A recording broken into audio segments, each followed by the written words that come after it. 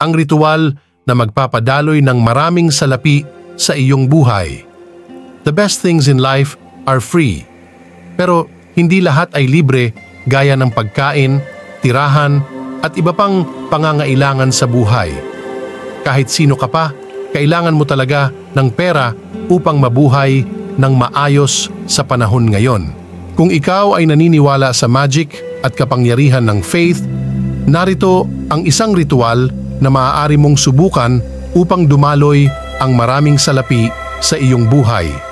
Sa ritual na ito, kailangan mo naman ng isang kandilang kulay, berde, platito, papel na kulay brown o mimeo paper, meron nito sa bookstores, at lapis. Kunin ang mimeo paper at gumupit ng piraso mula dito na kasing laki ng perang papel. Isulat sa papel ang halaga na kailangan at kung bakit mo kailangan ito. Huwag maging suwapang. Isulat lamang ang halagang talagang kailangan mo. Itupi ang papel sa dalawa at saka ito sunugin sa green candle.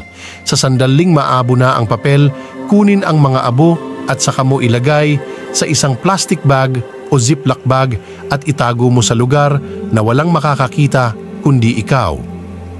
Muli ay pinaalala ko na kailangan mo pa ring magbanat ng buto at magsikap sa buhay upang magkapera.